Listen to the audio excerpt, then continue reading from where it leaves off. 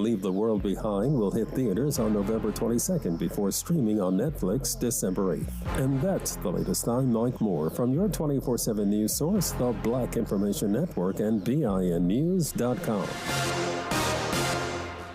Earlier troubles in Culver City have wrapped up, but big delays leaving LAX on that 405 north at Washington. Culver had a crash in traffic lanes. That's now cleared, but right around Century, you're going to see the slow speed start. A SIG alert working South LA on the 110 north as you get to the 105. A crash with 3 right lanes blocked. Around Rosecrans, the busy drive. This is an ongoing investigation here. Mid-City, Santa Monica Freeway 10. This is on the eastbound side of the 10. National Overland. A crash onto the right side. That has you tapping the brakes from at least Centinela.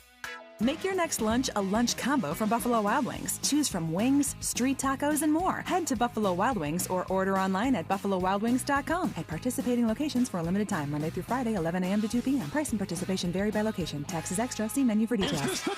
This is the KBLA Sports Minute with Ray Richardson. I'm a bad man. The Denver Nuggets picked up where they left off last season, beating the Lakers. The Nuggets win by 12 last night in the NBA regular season opener for both teams. Nuggets center Nikola Jokic had a triple-double, 29 points, 13 rebounds, and 11 assists. By the way, Jokic is one of a record 125 international players opening the season on NBA rosters. The previous high was 121 in 2017. Another indication of how foreign players are making their mark in the NBA. LeBron James had 21 points. A very troubling stat for the Lakers. Anthony Davis was scoreless in the second half after finishing the first half with 17 points. He took only 5 shots in the second half, just 1 in the fourth quarter. The Clippers, they're at home tonight against Portland. No debates, no speculation, just the info you need. That's your KBLA Sports Minute. I'm Ray Richardson on KBLA Talk 1580.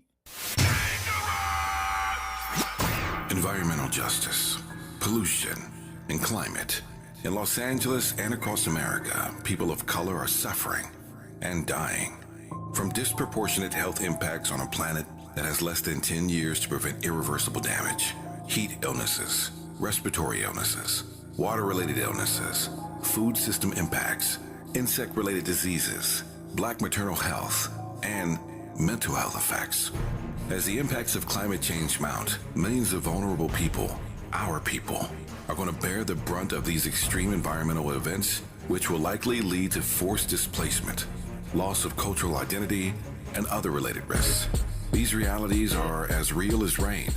Stay tuned to KBLA Talk 1580 for more details about the most progressive multimedia and live events campaign any Black media outlet has ever undertaken to combat the climate catastrophe.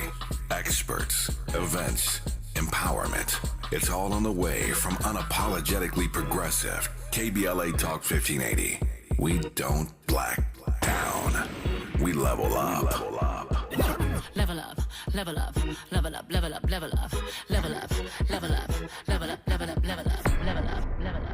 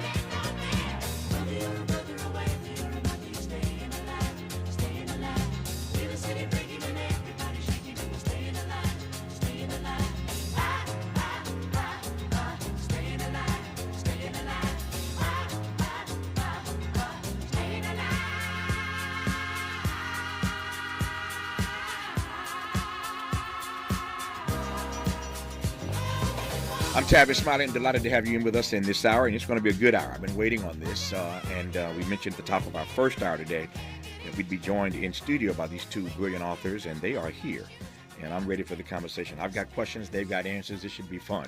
It's a conversation with co-authors Dr. Cara Natterson and Vanessa Kroll-Bennett about the book that parents all across America are trying to get their hands on. It's called This Is So Awkward. Modern Puberty Explained. Somebody needs to explain it. So I put a call out an hour ago to all parents who are raising kids in this age group, here's your opportunity to understand better what you're dealing with and why you're dealing with it and what, if anything, can be done about it. I am thrilled that we somehow made it onto their insanely busy book tour calendar. And to be lucky enough to have them join us live in studio makes this really cool. So Dr. Cara Natterson, good to have you in studio. How are you today? I'm great. Love being here. It's good to see you. And Vanessa Kroll-Bennett, how are you today? I'm awesome. Thrilled to be here. Glad to have you both here. Let me jump right in and make the most of this hour. The fascinating part about this is that, and this isn't easy to do, this is a book that, as I've gone through it, it's written for both parents and kids, and that's a challenge. Talk about the challenge of doing that. Who wants to go first? So it's a book for all adults, right? People assume, oh, it's a parenting book. It's not. It's for educators. It's for coaches and mentors. It's for healthcare professionals. And it's also for adolescents who are wondering what is going on in their bodies and in their brains. And people assume kids don't care about the science. Kids love the science because it helps them make sense of what's going on. So for any mystified adult or teen, and there are lots That's of a good you, word, mystified. and yeah. we've met you all across the country, this book breaks it down. Cara is incredible at writing science in a way that makes it relatable and understandable and funny. She strings words together that you would never imagine belong in the same sentence when talking about the brain or growing bodies or any of it. And so we really encourage people not to shy away from the science, coupled with it's super practical. There's tons of information about what to say, how to have conversations, what not to say, which is often a big part of this journey. What's fascinating about that for me, Vanessa, and let's just start here since you went there. We live in a world now where on so many fronts, I'm thinking specifically on the environmental front, where people, I'm talking about grown folk, politicians, those who should know better, deny and don't trust the science. To hear you say that people should not shy away from or be scared of the science in this regard, what's your sense, at least, of why parents who are reading the book, those who are responding to it, are not scared of, they're not shying away from, not denying the science? I'll jump in Sure. and say, I think, I was just reading a couple of articles this morning, actually, that go to the heart of exactly this. There is so much marketing of information that is science in our world, right? And what Vanessa and I do is we are not marketing any information. We are telling a story that is biologically and physiologically true, right? So we are taking examples from the bodies people live in, and we're combining it with really good, well thought through research and data. And we are presenting it in a way that doesn't dumb it down, but also doesn't assume that you're in the insider club of understanding all the science. And I think it makes it accessible. And there are really smart, really engaged people out there in the world who have never been given the chance to understand, how does the brain develop? What does it mean to be in early puberty? What's the difference between having a body develop and being interested in sexual experiences? And when you're presented with really clear, unbiased information, and when you're asked to form your own opinions and have conversations with the kids in your lives in your own best way, well, that is a respectful way of getting into the science, which I think results in trust around the science. I was in conversation the other day with a group of adults who were complaining about all sorts of things. And I just listened for a while, and I said, you know what, you're all friends of mine. And I'm thinking one thing is you guys are all complaining. They said, what? I said, if you think it's tough being an adult these days, try being a kid. And it just sort of broke the ice. Everybody paused for a second, and some of them were parents, some of us were not in that gathering. But if you think it's tough being an adult, try being a kid these days. So when we come forward, I want to ask this question. If I ask it now, no, you won't have enough time to really delve into it. But when we come forward, I want to ask, who's it more awkward for? You see where I'm going, right? They're laughing. Okay, who is puberty more awkward for? When they say it's a competition. Yeah. when the book title says this is so awkward, I'm like, for who? For the parents or for the adolescents, for the kids? We'll talk about that and a great deal more. There's a lot in this book we're going to unpack as much as we can. Can't do justice to something this great in 60 minutes, but we'll do our best. You're listening, and I'm glad about it, to Tavis Smiley. For all the freedom-loving folk, this is Tavis Smiley. I feel like freedom.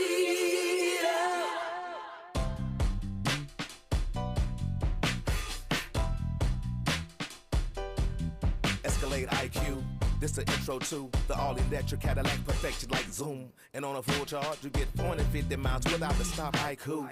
This is what I do. Daddy fat in the Lex since '92. Linked all the way back, panoramic roof. Come with 24-inch rim standard. Ooh, why? Shawty don't kill him. Cadillac diamond in the back, cold chillin'. And when I'm on attack, on the track is no ceiling. Sky's the limit. You hear me? You hear me? Straight drop, no parachutes. Lay lines like a longitude and latitude. Feel it, beloved, clearly we're hustling. Bustin', truckin'. Cadillac, Cadillac, Cadillac.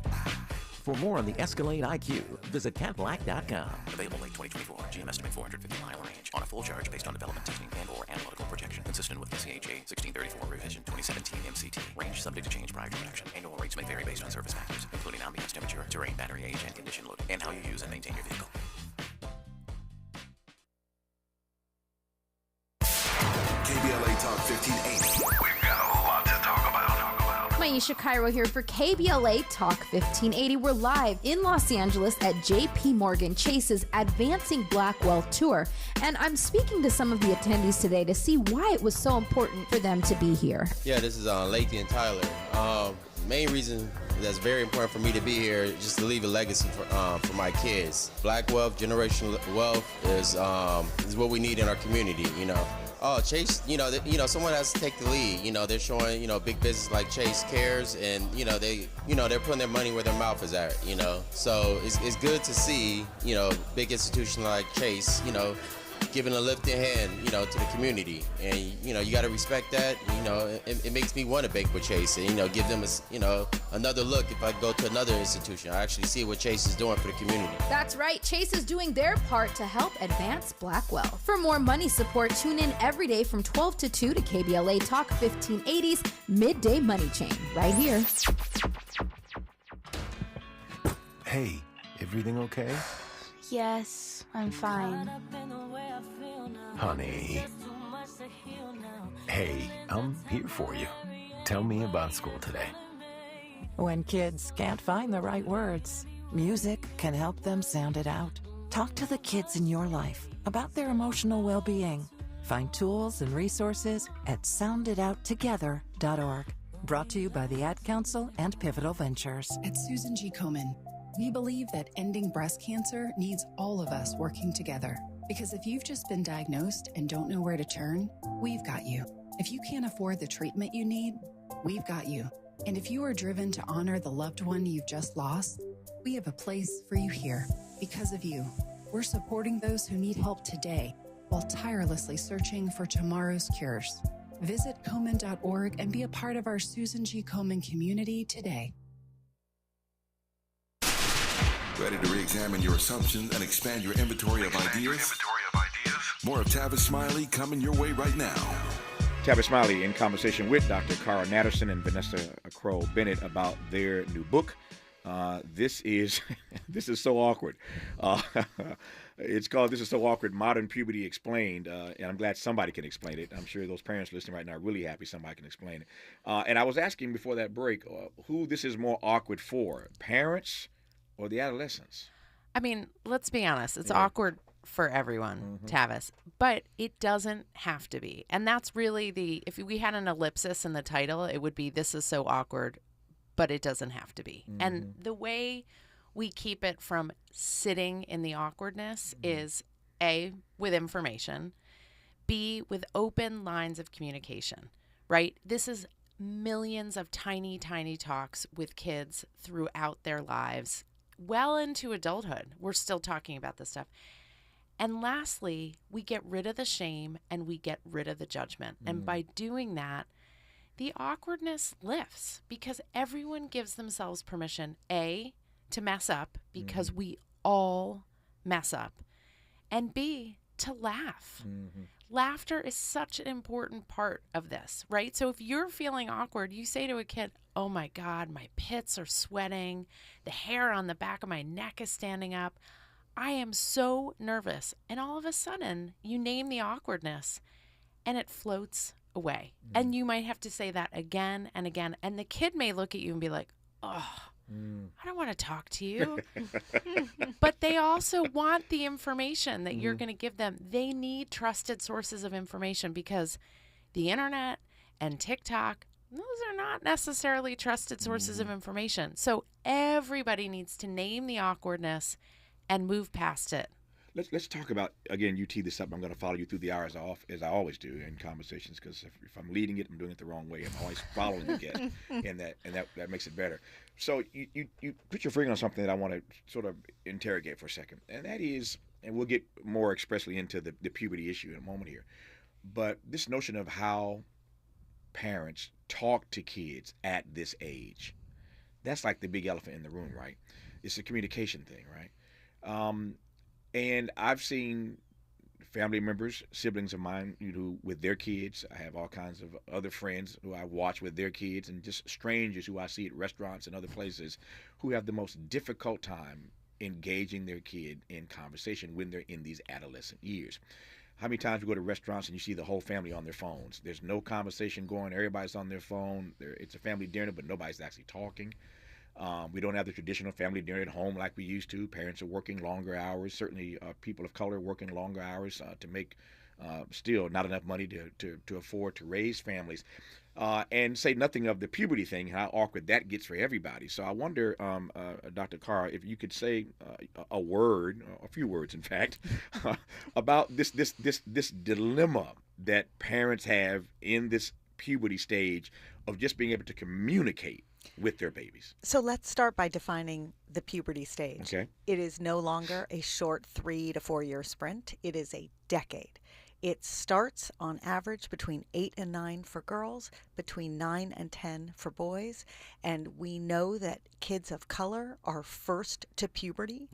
It stretches all the way through middle school and high school, and for some beyond. So we are talking about a whole decade now of body changes that are governed by hormones, and those same hormones go up to the brain and they change the way the brain feels, which means they change your mood and they change the way that you communicate.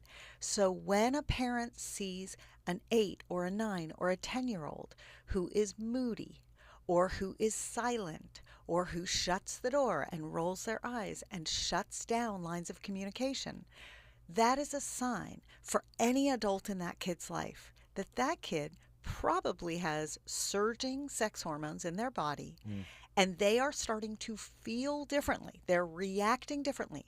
But it does not mean that that kid is any less interested in connecting with the adults in their life. It just means we have to try different ways in. And here's a classic example. Many boys, not all, and certainly some girls, but many boys get quiet during this stage. They go silent. They become grunters, monosyllabic. How's your day? Fine. How are you feeling? Fine. Anything happened today? No. Right? So how do we engage with kids who go to that space of just shutting down every conversation? Well, we get educated. We say, okay, it might be me, but it's also probably something going on inside of them. Oh, it could be their hormones. Okay, let me give them a little bit of space and grace. Let me help them through. Let me try different ways of connecting with them. You know what I did with my son? When my son was at the peak point of silence, I used to sit on the other side of his closed door, and I used to say, hey, buddy, I'm actually sitting on the other side of your door. And now's a great time. If you've anything you want to share with me, anything going on, because I don't know if I should worry or you just want space. I'm just going to sit here for about 5 or 10 minutes. Let me know if you want to talk. And you know what would happen? From the other side of the door, he did not open the door, but from the other side of the door, that kid talked. That kid talked. And Tavis, LA local, Dr. Wendy Mogul, who wrote a beautiful book called Blessings of a Skin Knee, she came on our podcast and she said to us, be enchanted with their enchantment.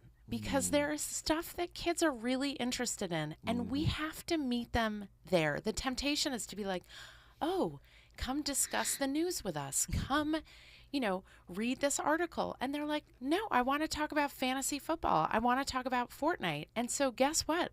We got to be able to talk about fantasy football and Fortnite and meet them where they are. And the dinner table with the phones, listen, people are tired. People are working hard. We just got through a pandemic. We are exhausted. But the one rule in my house is no phones at the table. And by the way, that's not just the kids. That is the adults, too. We are just as guilty as the kids are of pulling out our phones and shutting down conversation. A few things have been said now that I want to interrogate. This is getting good, as we say around here. I want to start with this, Dr. Carr, and this is no surprise, I think, to this audience, in part because we see it every day. I see it when kids get off the school bus near this studio and walk down the sidewalk. I see it when I'm at a restaurant. I see it when I'm at an airport. I see it when I move about. You can literally see that kids of color, I'm talking now specifically about black kids, you can see that they hit puberty first. You can physically see it. You made that point. Why is that? The long answer is it's probably everything that we put into and onto our bodies. So from the air we breathe to the cosmetics that we use, there are endocrine disrupting chemicals. Those are chemicals that shift the way hormones work in your body. That's one component. It's the food we eat. And in particular, the antibiotics that are going into feed that is given to chickens and to cows are making their way into the food supply, and they are changing puberty. And the third, and this is probably the biggest, is chronic stress. So we know that when the body is stressed, there is a hormone called cortisol that gets released, right? For all of us, doesn't matter what our age is. Cortisol seems to tip kids into puberty a little bit earlier. So when you think of the stressors that kids face, right, you can look at data that shows that by zip code, kids in certain zip codes face different stressors. So everyone's facing environmental stressors. Everyone's facing stressors that come through the news cycle, stressors of war, right? And then you look by zip code and you start to see these hot spots of food insecurity or economic instability. And you look at those kids, and those kids are entering puberty a little bit earlier. So what you are seeing is real. It is a real phenomenon. And here's my biggest concern as a pediatrician, that those kids are then getting sexualized by our society. They become vulnerable because they are treated as if they are older than they are. There you go. And if there is one thing that we can say to every single person who is out there listening, it is treat kids how old they are, not how old they look. Because an 11-year-old who looks like a 14-year-old is 11. They have an 11-year-old brain. They have 11-year-old desires. They have an 11-year-old's ability to make decisions. They are not as old as they look. And this is the hardest thing, especially for parents, grandparents, teachers, coaches who are with these kids all day, every day. It takes reminding yourself constantly, oh, this is a baby. Right? Let me ask two questions. One about boys, one about girls. Yeah. I'll start with the girls. And not that boys can't be sexualized. Indeed, they are. But you'll take my point. What happens to a young girl in puberty, black, white, red, brown, yellow, but specifically since we're talking about black kids who get to puberty first? What happens when, at such a young age, those kids get sexualized or looked at in a sexualized frame? What happens to them while they're trying to make their way through puberty? Right. They're vulnerable. Right. They're vulnerable to either the older teens or the adults who are sexualizing them. Sometimes that means that they become sexually active earlier, often not by choice. And sometimes it means that they engage in other risk behaviors at a younger age. So you're right. It does not matter the color of your skin, but the younger you are when you start to develop breasts, the younger you are when the world starts to sexualize you, and that makes you particularly vulnerable. It's not that earlier puberty makes them want to participate in those activities. It's that the world sets expectations on them that they are older and exposes them to things, sexual, substance abuse, other risky experiences. And so they start to live up to those expectations because that's how they're being treated, when it's really our job to help keep them safe by protecting them from those experiences. And that is really hard work because they are out in the world, moving around, going to school, going to different experiences. But it really is adults' job to address that incongruity. It's not the kid's job to do that because they are still a kid. But let me tell you how the adults seem to handle that, though. Since I'm glad you walked me up to the line, I'll step right across it. Here's how the adults handle it, and we see the evidence. The evidence here is incontrovertible. It's unassailable. It's all over the internet. You can Google it and find it for yourself, and you probably know where I'm going already. We talked about how and what happens when certainly girls are sexualized at a young age when they're trying to make their way through puberty. What happens to young boys, to your point, Dr. Carr, is that they appear older, and law enforcement. Yep. You see where I'm going, right?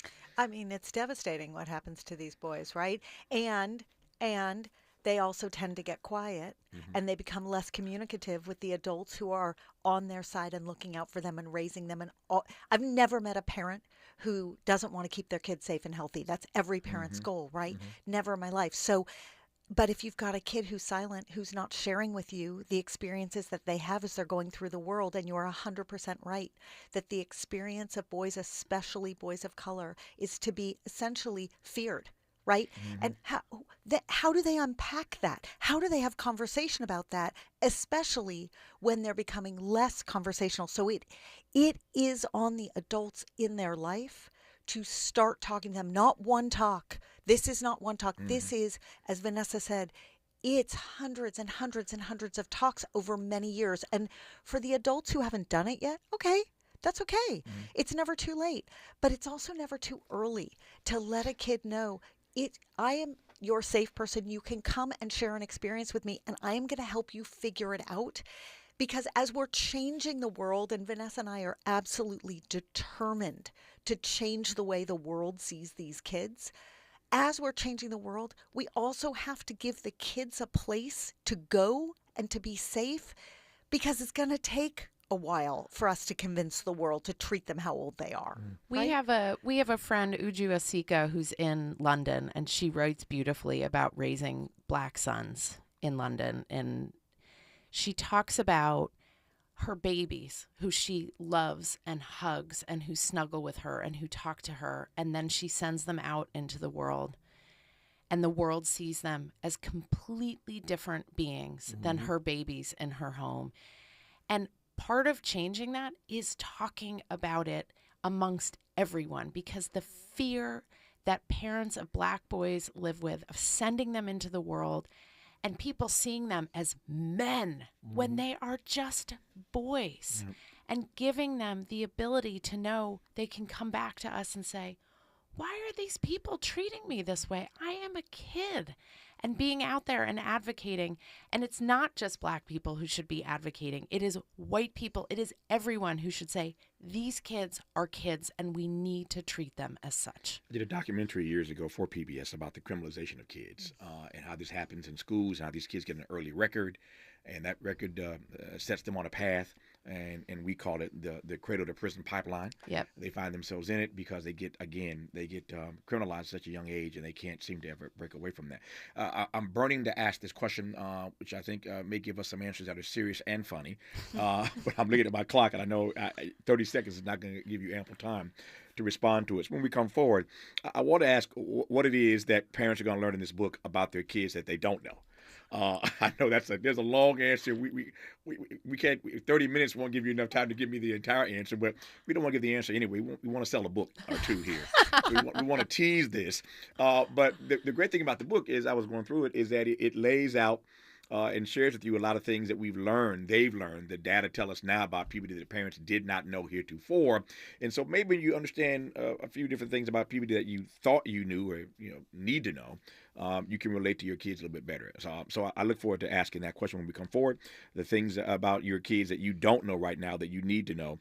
The book is called This Is So Awkward, Modern Puberty Explained. The co-authors of that book join us in studio right now, Dr. Cara Natterson and Vanessa Kroll-Bennett. You are listening to Tavis Smiley. From Lamert Park with love, this is Tavis Smiley.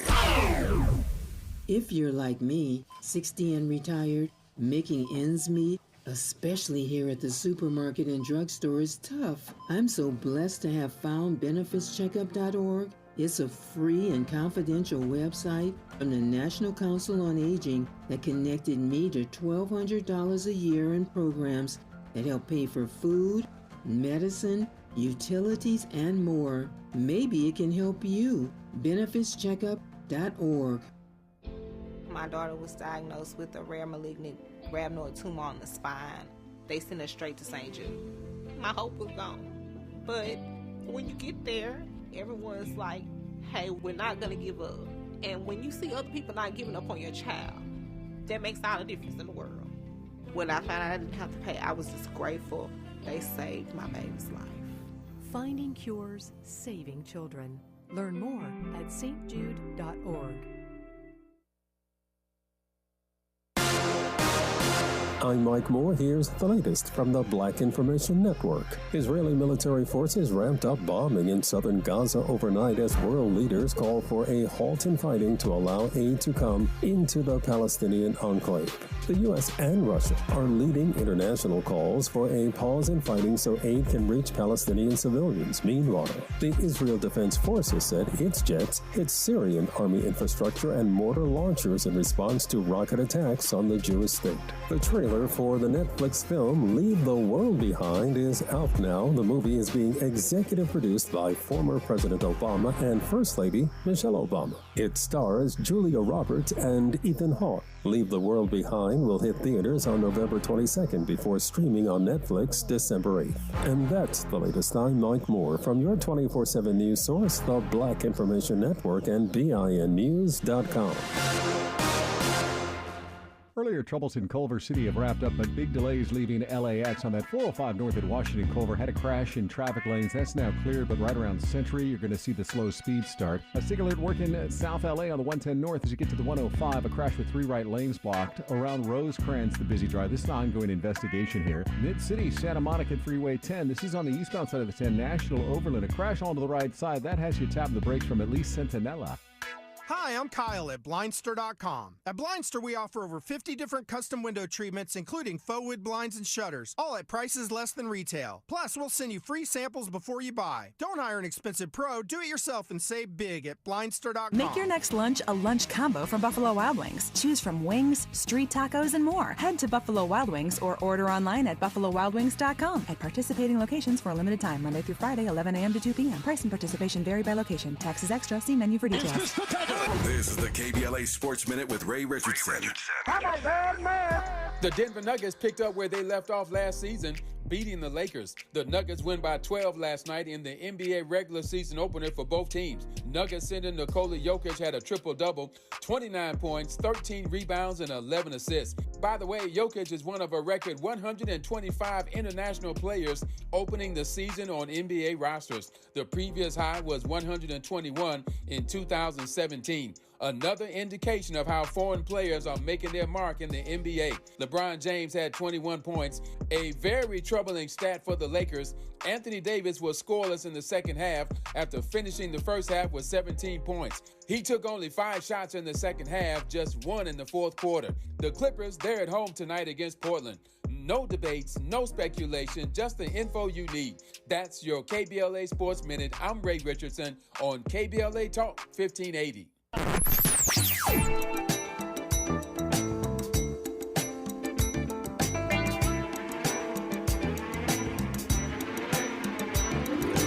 This is KBLA Talk 1580. Talk radio. That's music to your ears.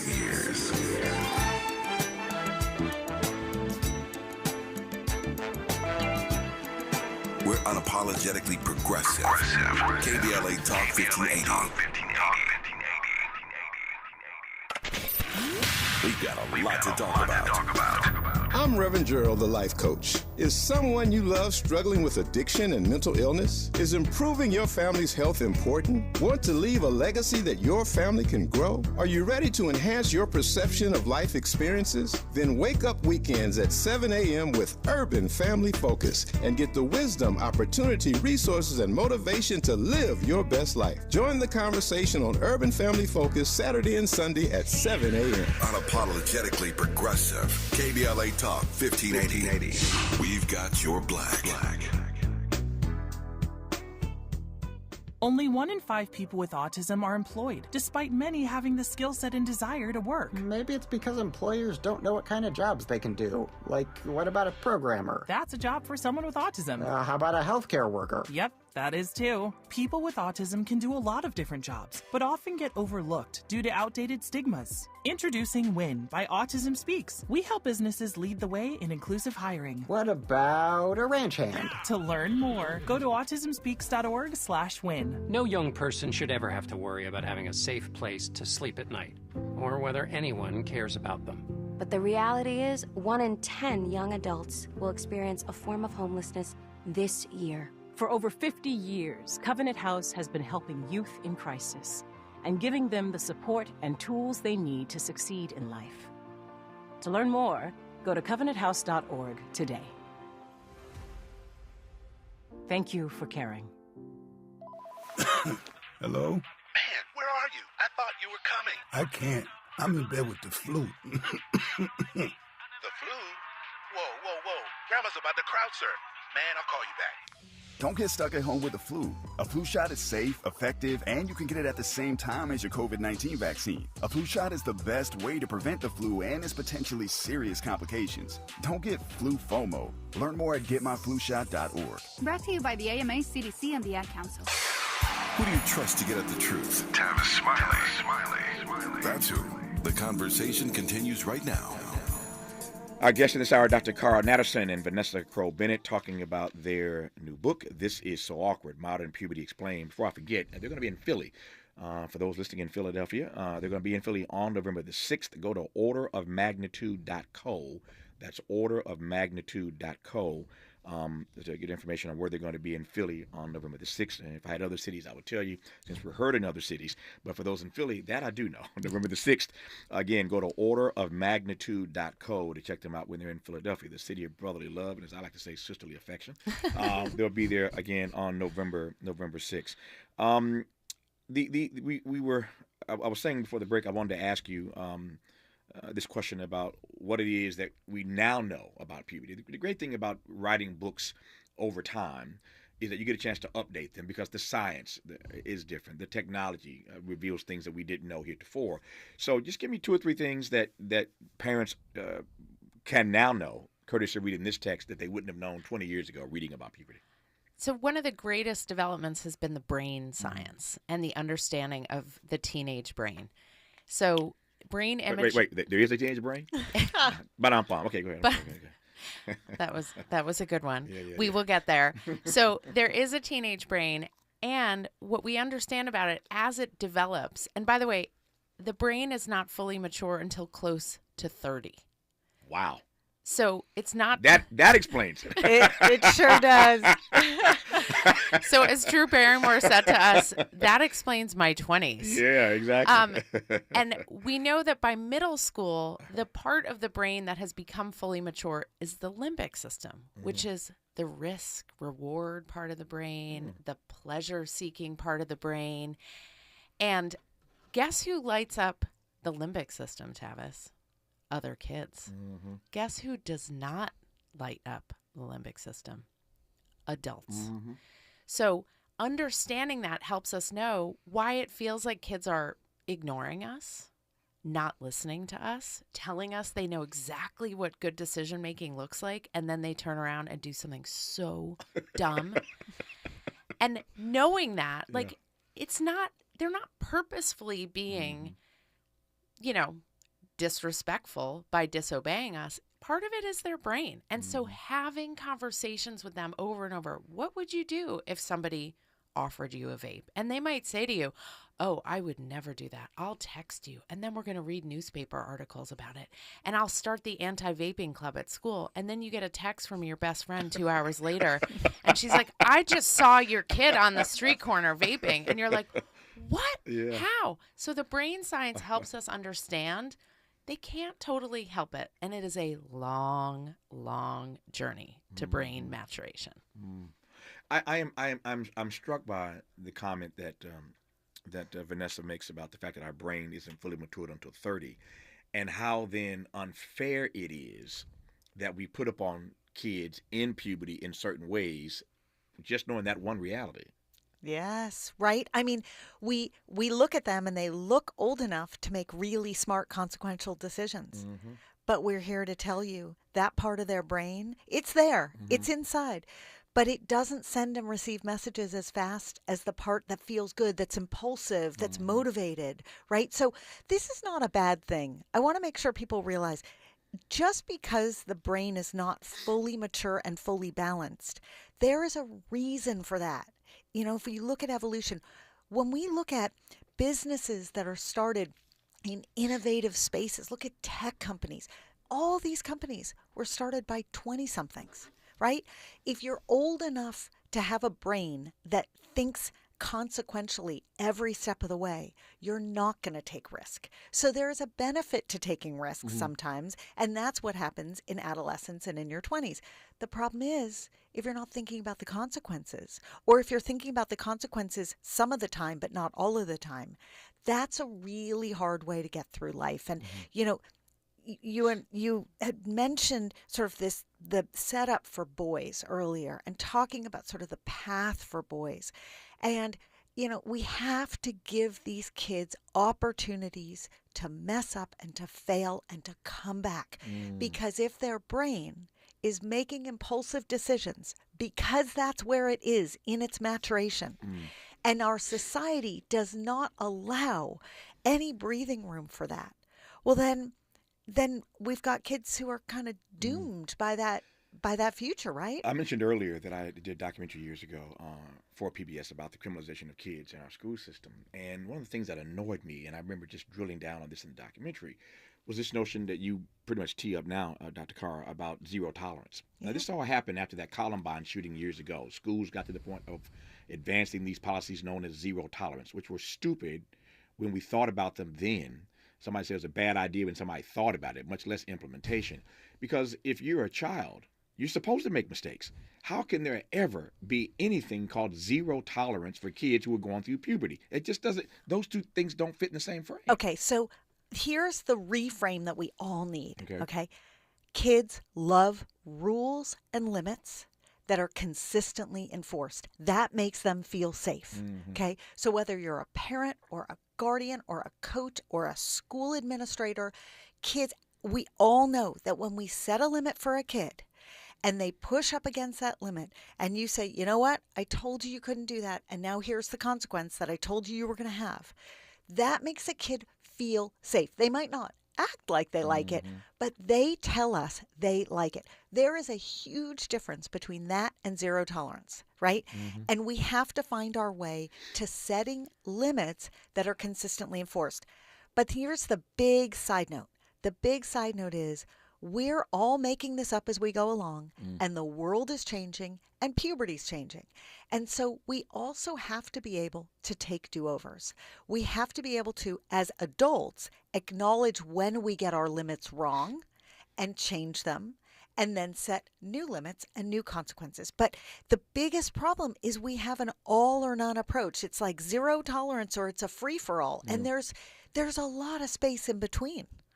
Why is it? I'm not naive in asking this, but I want to ask anyway. Why is it that parents don't get the point you just made moments ago, Dr. Carr, about allowing kids to fail? When you said that, my mind immediately went, and I'll let Vanessa sound off on this. My mind immediately, Vanessa, went to one of my favorite quotes from the great writer Samuel Beckett. I opened one of my books with this quote, and Beckett once wrote these words: "Ever tried, ever failed?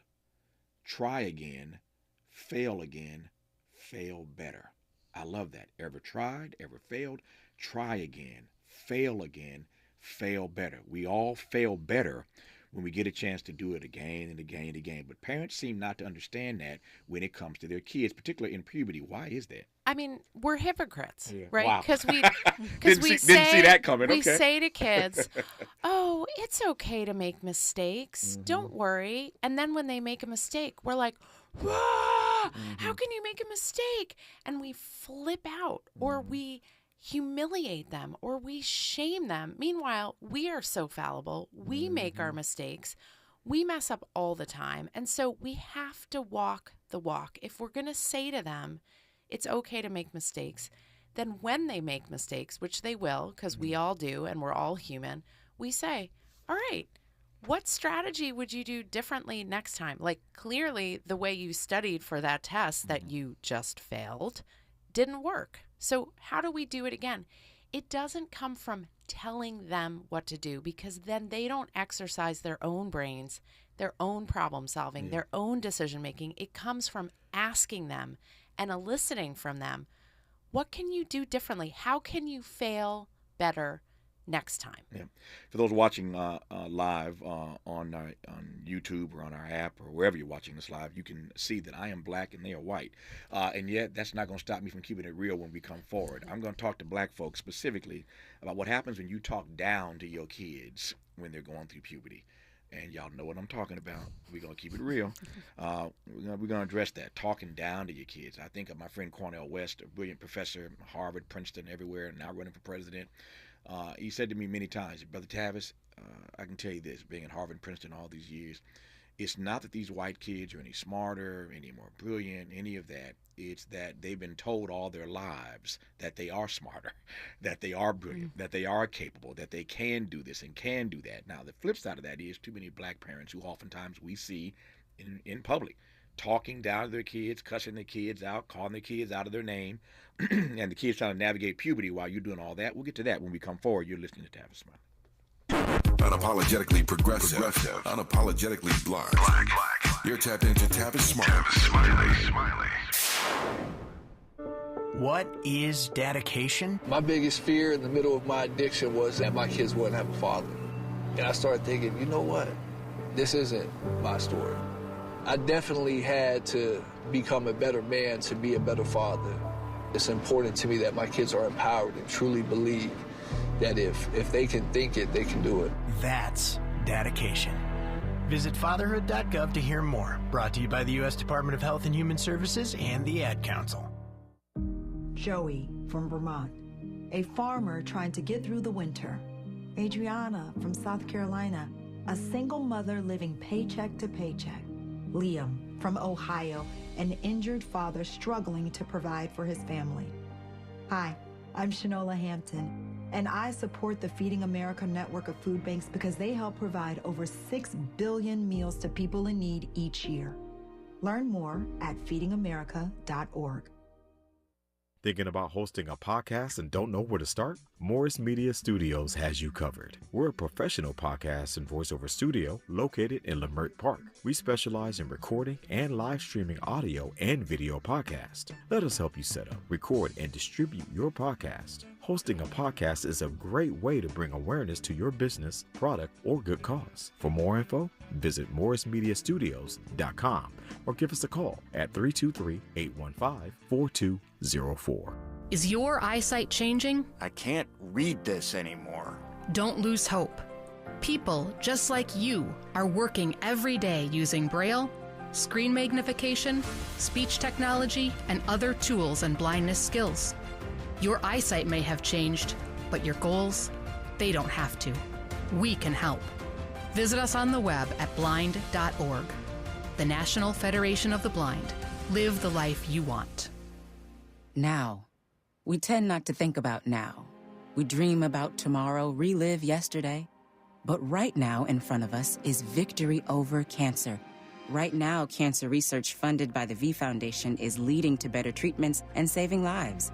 Victory over cancer is there for the taking by you, because today's cancer research is tomorrow's victory. Learn more at v.org. Don't give up. Don't ever give up. Anyone can choose to make a difference. You can help people succeed, rebuild after disasters, protect the environment, or feed the hungry. Not only will you make a difference for others, but for yourself.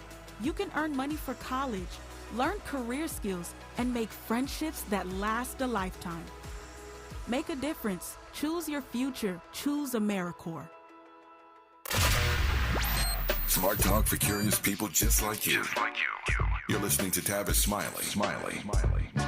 Watching my timer, there are a few more things I want to cover, and the time is getting away. That hour goes so fast. Let me do this first.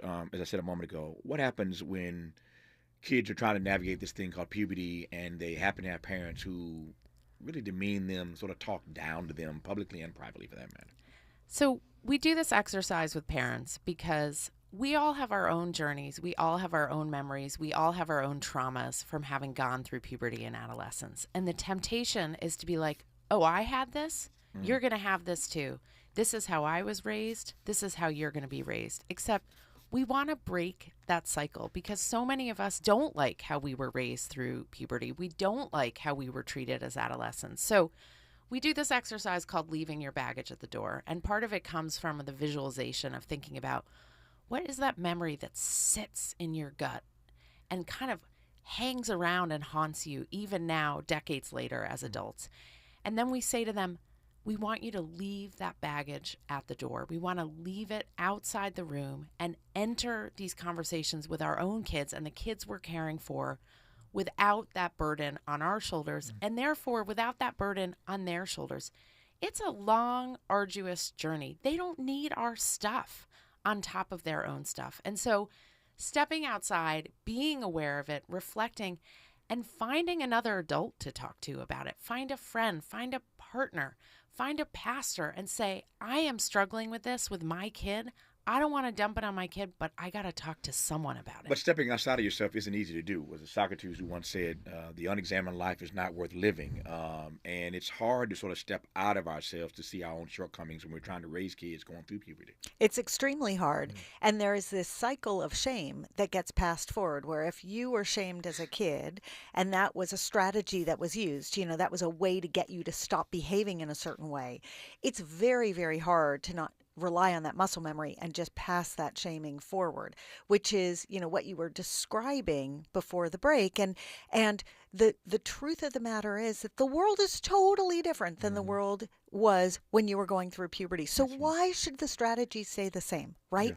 Yeah. And if you know that one of the things that you carry with you is that feeling of heaviness because you were shamed, well, then the greatest gift you can give yourself is to try your best to rely on other people or any kind of resources you can to be able to learn how to step back and examine your behavior. You know what else you can do? You can apologize to the kids in your life for getting something wrong and take a do-over.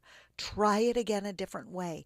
Kids love to know that we see our fallibility. So if you shame them and you realize as it's happening, you wish you weren't doing that, stop yourself and say, I'm trying again. I didn't know you could put the word parent and apology in the same sentence. You can, I know. I mean, but to be honest, so modern. It buys you goodwill. Yeah. Instead of losing your authority with a kid, because parents really worry, oh, I'm going to lose my authority. I'm not going to have the respect that I deserve if I apologize.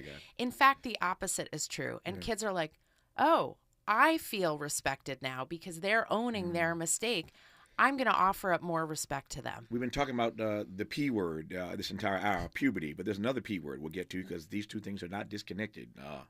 Porn. Yep. We'll talk about porn and puberty when we come forward in our remaining moments on Tavis Smiley. This is getting good. Yeah, man. Tavis Smiley continues when we come forward.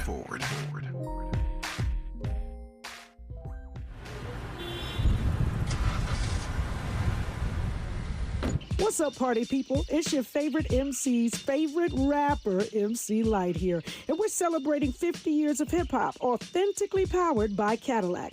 And we're going to take it way back to where it started. It was only fitting that hip-hop began with teenagers at a back-to-school jam in the rec room of a South Bronx apartment complex by an 18-year-old brother. By the way, I'm also sure he had a Cadillac parked outside. He noticed the energy on the dance floor when he switched between two turntables, extending the beats, repeating the breaks, and never losing the rhythms. And that was the birth of hip-hop. And from that moment, it took off. For more on how Cadillac is celebrating hip-hop's 50th, visit Cadillac.com/audacity. KBLA Talk 1580. We've got a lot to talk about. KBLA reminds you that when we fight, we win, and we don't black down. LA Community Action Network, or LA CAN, was formed in 1999 when 25 residents of downtown LA came together and acknowledged the problems that existed in their community and made a commitment to do something about those problems. to stand together, organize, and become a force in the community that demands change. Civil rights and preventing the criminalization of poverty are their core projects. In addition, they take on women's rights, the human right to housing, and healthy food access. LA Can also has projects focused on economic development, civic participation, voter engagement, and community media. While downtown LA remains their home base, with a particular emphasis on the Skid Row community, in 2007, they expanded their housing and healthy food access work into South Central Los Angeles. LA Can believes that power for low-income people and people of color is achieved through a large, active, and well-informed member base that utilizes a multitude of methods to advance their messages and goals. If you'd like to join the Los Angeles Community Action Network and organize people to fight back against oppression, please visit cangress.org. That's cangress.org. This is a community call to action from KBLA Talk 1580. eBay Motors is here for the ride. So minivans, sedans, JDMs, roll out. Go ahead, feel your engine. Admire that perfectly installed exhaust. Your vehicle's moving along this freeway like it was made from fresh installs and a whole lot of love. And with eBay Motors, you get over 122 million parts to keep it running. And with eBay Guaranteed Fit, they'll be the perfect fit every time. Plus, at these prices, well, we're burning rubber, not cash. Keep your ride or die alive at ebaymotors.com. Eligible items only. Exclusions apply. Let's get back to more of Tavis Smiley right now. All right, just a few minutes left in this conversation with Dr. Cara Natterson and Vanessa Crowe-Bennett about their book, This Is So Awkward, Modern Puberty Explained. Two things I want to cover in these 4 minutes. The first is, I'm going to say porn for last. Let me do this right quick, though. Because we tipped around this, but we didn't really, tiptoed around, didn't really get to it, and that is the impact that certain environmental factors. We're just about to roll out a major environmental campaign. The audience hears these promos every hour. So we'll be announcing in a few weeks some major detail about the biggest, baddest, the boldest environmental campaign that any black media outlet has ever undertaken. So we'll be doing that in a few weeks. But there are environmental impacts that connect to puberty, are there not? Huge. Yeah. Huge. And you're going to make a big difference in the lives, physically and emotionally, I hope so. of kids. I hope so. I mean, this is massive. Everyone needs to educate themselves Yeah. on the environmental impacts. Yeah. All right. So porn. We got 2.5, 3 minutes left. Talk to me about porn and puberty. So we know the research tells us the average age of exposure for kids to porn is 12 years old. Wow. And 15% of 10-year-olds are exposed. So the people who think, oh, I don't need to talk to my kid about porn until high school or never. Yeah, you do. Yeah. And it's time. And we get it. It is stressful and scary for adults to think about talking to kids about porn. But today's porn is violent and aggressive and non-consensual. The free porn that finds them, that pops up on their phones, that their friend can look at on the bus on the way to school. That is confusing, it is frightening, and it is writing the narrative of our kids' sex lives before they ever have their first kiss. So it's our responsibility as adults to say to them, hey, have you ever heard the word porn before or pornography? And they will probably say, oh, yeah, I know what it is. And then you can say, well, what is it? And they can't define it. They just know it's quote unquote bad. So it's our job to tell them it's not real. People are often being paid. That's not what a loving, consensual relationship looks like, because that's our goal, right? Yeah. Ultimately, we want kids to grow into adults who have respectful, loving, meaningful, intimate relationships with somebody else. I told you I couldn't do justice to a book this rich, polemic, this powerful in 60 minutes, and yet we did our best. I hope that's enough to get you to buy the book. It's called This Is So Awkward, Modern Puberty Explained. Again, I just scratched the surface, but it's called This Is So Awkward, Modern Puberty Explained. The authors of that book are Dr. Cara Natterson and Vanessa Crowe-Bennett. They will be once again in Philly, November the 6th. Go to orderofmagnitude.co, orderofmagnitude.co to get all the details about that appearance. Can I just say thank you for coming in to see us in studio? I appreciate it and love the conversation. We got to do it again sometime. We would love that. I would love to have you back. Hour 3 of Tavis Smiley, when we come forward. KBLA 1580 Santa Monica. I'm Mike Moore. Here's the latest from the Black Information Palestinian civilians. Meanwhile, the Israel Defense Forces said its jets hit Syrian